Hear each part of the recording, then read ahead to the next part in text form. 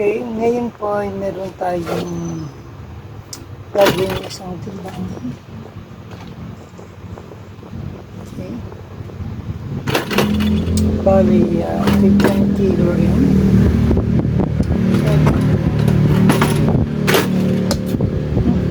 Malbog na yung takip.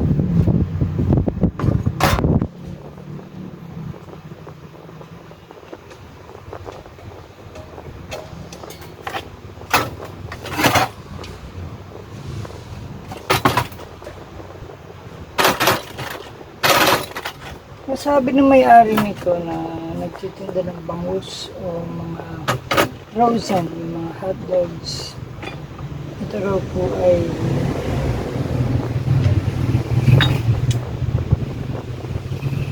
nagluloko. Ay katulad niya, yung 5 kilo niya. Wala siya sa 5 kilo. Kulang ang 5 kilo niya. So, hindi ito papasa.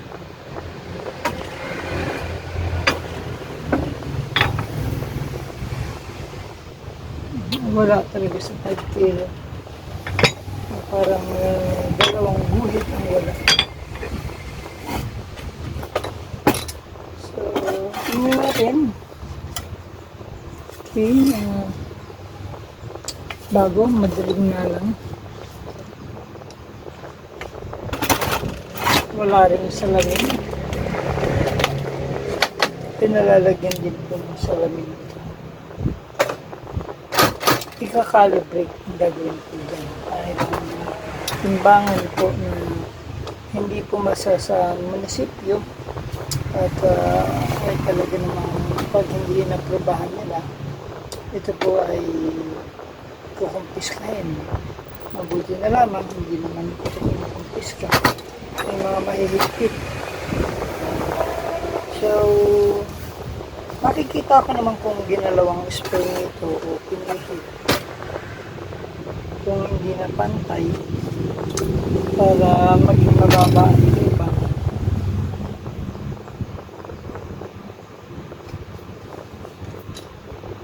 Magkaibang turo. Parang ginalaw na. Hindi magkaparehong spray. Kaya ika-calibrate, papantayin, aayusin siya. Yun ang gagawin natin.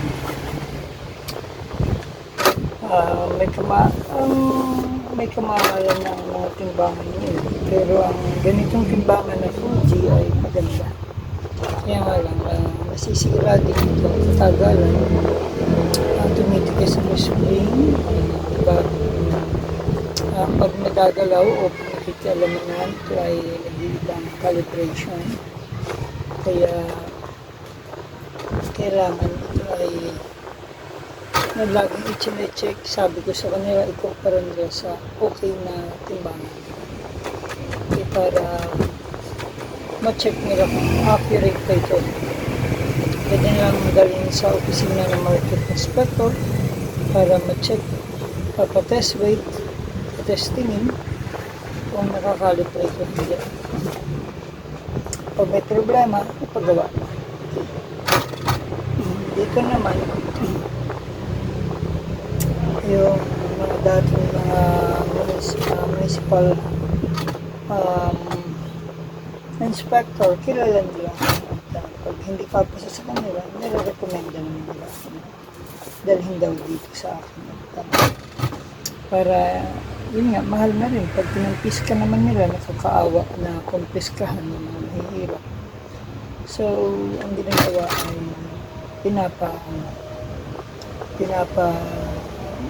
nire-recommenda lang naman upang ilagay sa amas. Okay. So, kakalibrate ko ito mahabang proseso. Ihahanapin, kailangan accurate siya sa lahat. Hindi katulad kanina na kulang na. Tika, kung kulang ng 5 kilo,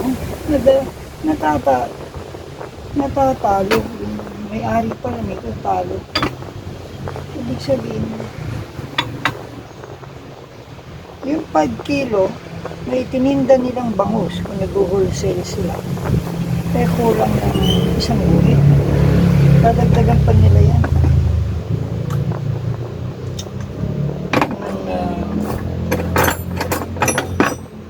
Yan, ganyan. Para nadagdagan nila ng mga ganun. Yan. Para maging 5 kilo. Kalugihan na nila idadagdag. So, kaya mahalaga po na ang timbangan. So, talo ng may-ari dito. Tatalo. Kaya kailangan i-calibrate siya. Okay? So, yan muna. Mamaya natin ituloy pag naayos na. Matagal eh.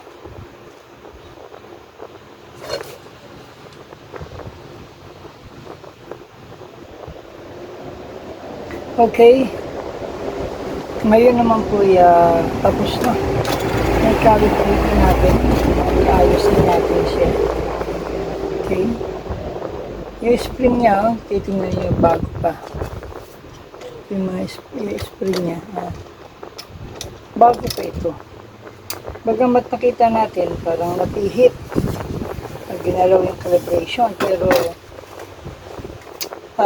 napamali. O di kaya ito may kaliskis pa ng bangus. Pero ito po ay bumaba ang timbang. Yung 5 kilo niya, walang 5 kilo.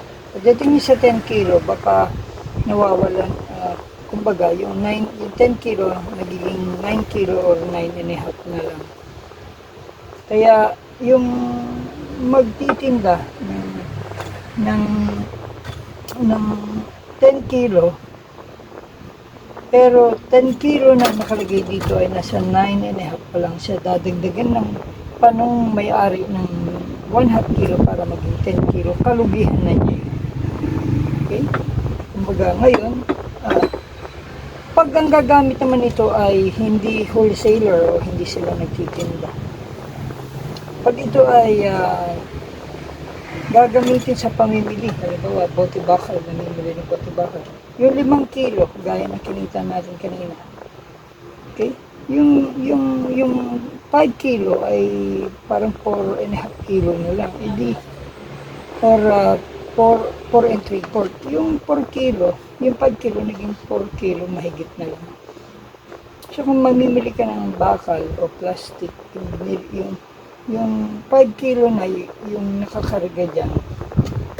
Pero ang nakaregistered doon ay kulang ng 5 kilo. So, babawasan mo ang bayad mo doon sa binibili.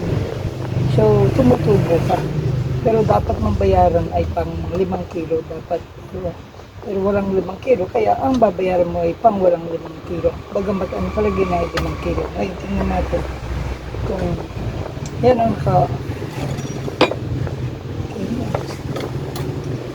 medyo madilim.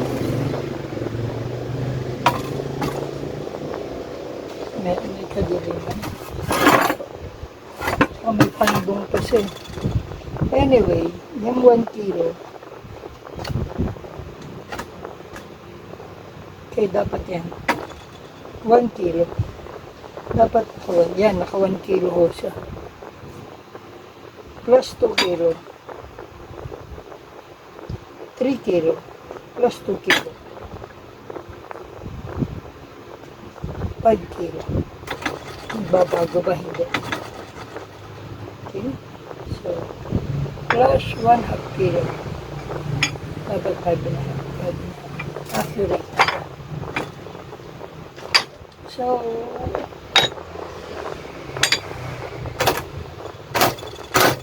ngayon, okay na po siya. At pwede na siyang pakawalan. Pwede na siyang isara. Pero lalagyan lang ito ng salamin pa. Karagdagan. Okay, nasabi mga salamin ko. Hindi ko na alam kung nasaan. So, lalagyan po ito ng salamin. Isasara natin. Nasaan mga ito. Tumalbog yung isa. Hahanapin pa natin.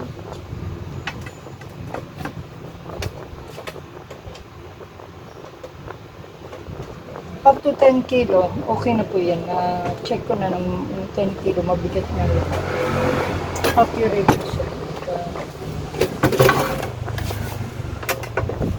Okay. So, ayan. Medyo wala yung isa niyang laptop. Pero okay na po siya. Wala nang problema. Okay?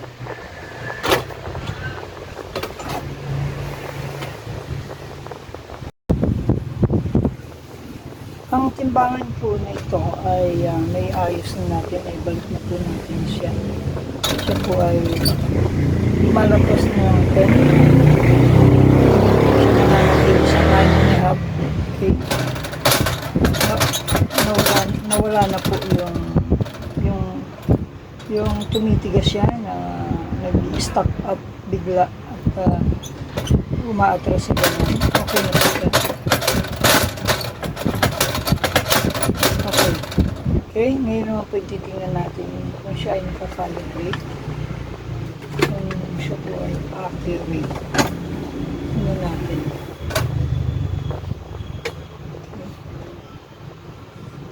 Sa 2 kilo, okay.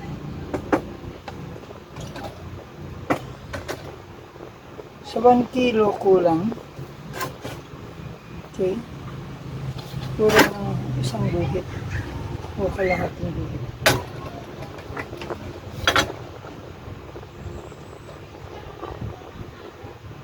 Nasa 5 kilo naman, may mga problema. Ang ayusin. Okay. So, titignan natin ito. Okay, medyo mahabang proseso ito. Kakalibrate naman natin siya.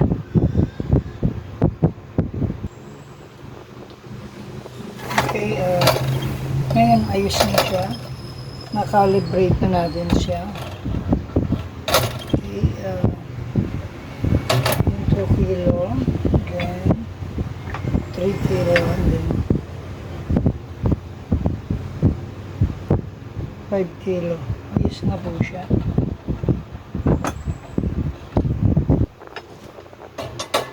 Kalahating kilo. Yan nasa kalahating kilo.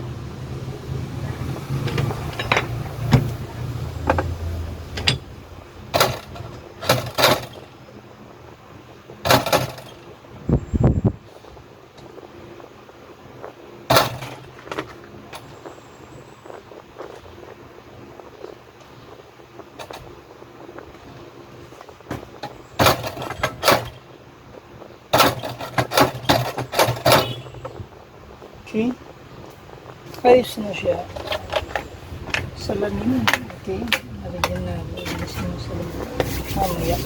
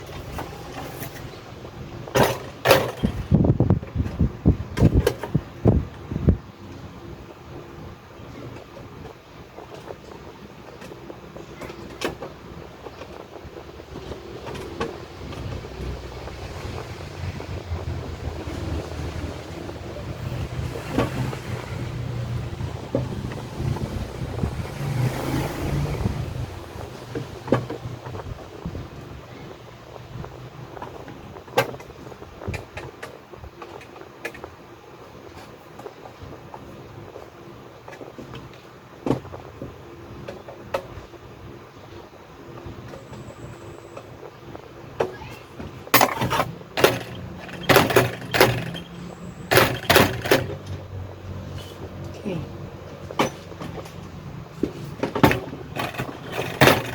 Ayos na siya. Okay na po.